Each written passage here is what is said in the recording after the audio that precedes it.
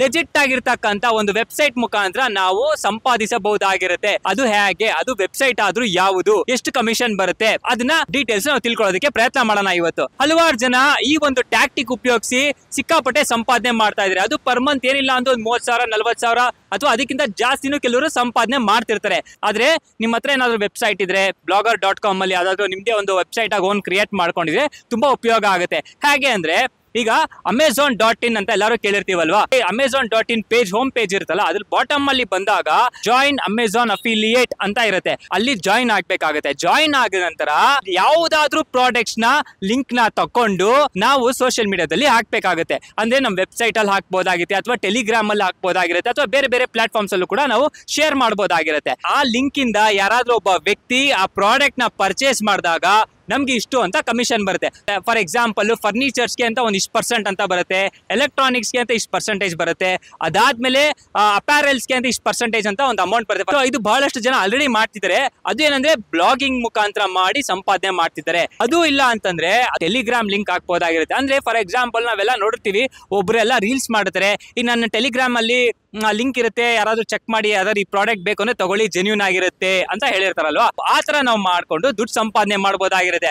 Amazon affiliate join ಆಗುವುದಕ್ಕೆ ಯಾವುದೇ ರೀತಿಯಿಂದ ದುಡ್ಡು ಕೊಡಬೇಕಾಗಿರೋದಿಲ್ಲ.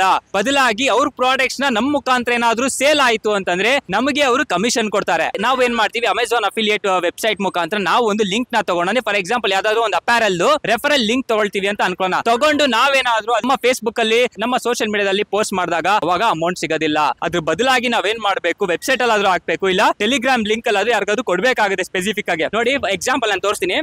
ಈ ಮೈಕ್ ಹೋಲ್ಡರ್ ಬೇರೆ, ಈ ಮೈಕ್ ಬೇರೆ. ಅಂದ್ರೆ ರಿಸೀವರ್ ಒಂದ್ ಕಡೆ ಇರುತ್ತೆ, ಮತ್ತೆ ಟ್ರಾನ್ಸ್ಮಿಟರ್ ಅಂತ ಎರಡು ಟ್ರಾನ್ಸ್ಮಿಟರ್ ಕೊಡ್ತಾನೆ. ಅಂದ್ರೆ ಇಬ್ರು ಜನ ಮೈಕ್ ನ ಹಾಕೊಬಹುದಾಗಿರುತ್ತೆ, ಮತ್ತೆ ಒಂದು ರಿಸೀವರ್ ಇನ್ನೊಂದ್ ಕಡೆ ಇರುತ್ತೆ. ಸೊ ಇದು ಹ್ಯಾಂಡಲ್, ಅಂದ್ರೆ ಮೈಕ್ ದ ಹ್ಯಾಂಡಲ್ ಆಗಿರುತ್ತೆ. ಇದ್ರ ಸಪರೇಟ್ ಕಾಸ್ಟ್, ಅದ್ರ ಸಪರೇಟ್ ಕಾಸ್ಟ್ ಇರುತ್ತೆ. ನಾನು ರೆಫರೆನ್ಸ್ ಗೆ ವಿಡಿಯೋದ ಡಿಸ್ಕ್ರಿಪ್ಷನ್ ಅಲ್ಲಿ ಟೆಲಿಗ್ರಾಮ್ ಲಿಂಕ್ ನಾನು ಮೆನ್ಷನ್ ಮಾಡಿರ್ತೀನಿ. ಒಂದ್ಸಲ ಚೆಕ್ ಮಾಡಿ. ಏನ್ ಬೈ ಮಾಡ್ಬೇಕು ಅಂತ ಏನು ಹೇಳ್ತಾ ಇಲ್ಲ, ನಾನು ರೆಫರೆನ್ಸ್ ಆಗಿ ಕೊಡ್ತಾ ಇರೋದ್ರಿಂದ ಈ ವಿಚಾರ ಹೇಳ್ತಾ ಇರೋದು. ಹೇಗೆ ಇದು ಅಮೆಜಾನ್ ಅಫಿಲಿಯೇಟ್ ಲಿಂಕ್ ಯಾವ ತರ ವರ್ಕ್ ಆಗುತ್ತೆ, ಇದರಿಂದ ಯಾವ ತರ ಸಂಪಾದನೆ ಆಗುತ್ತೆ ಅನ್ನೋದನ್ನ ನಾನು ಸ್ಪೆಸಿಫಿಕ್ ಆಗಿ ಇನ್ ಡೀಟೇಲ್ ಆಗಿ ತಿಳಿಸೋ ಒಂದು ಪ್ರಯತ್ನ ಮಾಡ್ತಿದ್ದೀನಿ. ಹಲವಾರು ಜನ ಈ ತರ ಒಂದು ಸ್ಟ್ರಾಟಜಿ ಇಟ್ಕೊಂಡು ದುಡ್ಡನ್ನ ಸಂಪಾದನೆ ಮಾಡ್ತಿರ್ತಾರೆ. ಅದು ಆನ್ಲೈನ್ ಅಲ್ಲಿ, ಅಂದ್ರೆ ಹೊರಗಡೆ, ಅದು ಬೇರೆ ಬೇರೆ ಕಡೆ ಕೆಲ್ಸಕ್ಕೆ ಹೋಗದೆ ಮಾಡ್ತಿರ್ತಾರೆ. ಇನ್ ಕೆಲವರು ಬೇರೆ ಬೇರೆ ಕಡೆ ಕೆಲ್ಸಕ್ಕೆ ಹೋಗ್ತಿದ್ರು ಕೂಡ ವೆಬ್ಸೈಟ್ ನ ಕ್ರಿಯೇಟ್ ಮಾಡ್ಕೊಂಡು ಈ ತರ ಅಂದ್ರೆ ಅಮೆಜಾನ್ ಅಫಿಲಿಯೇಟ್ ಮುಖಾಂತರ ಕೂಡ ಅವರು ಕೆಲವು ಪ್ರಾಡಕ್ಟ್ಸ್ ನ ಆನ್ಲೈನ್ ಅಲ್ಲಿ ಸೇಲ್ ಮಾಡ್ತಾ ಇರ್ತಾರೆ. ನಿಮ್ಗೂ ಯಾರಾದ್ರೂ ಈ ತರದ್ ಮಾಡ್ಬೇಕು ಅಂತ ಅನ್ಸಿದ್ರೆ ಸೊ ನೀವು ಕೂಡ ಟ್ರೈ ಮಾಡಬಹುದು. ಈ ತರ ಅಮೆಜಾನ್ ಅಫಿಲಿಯೇಟ್ ಮುಖಾಂತರ ಮಾಡಬಹುದಾಗಿರುತ್ತೆ. ಇದು ಜಸ್ಟ್ ಒಂದು ಜನರಲ್ ಅಪ್ಡೇಟ್ ಆಗಿರುತ್ತೆ. ಇದು ಆನ್ಲೈನ್ ಅಲ್ಲಿ ಯಾವ ತರ ಒಂದು ಲೆಜಿಟ್ ಆಗಿ ನಾವು ದುಡ್ಡನ್ನ ಸಂಪಾದನೆ ಮಾಡಬಹುದಾಗಿರುತ್ತೆ ಅನ್ನೋದನ್ನ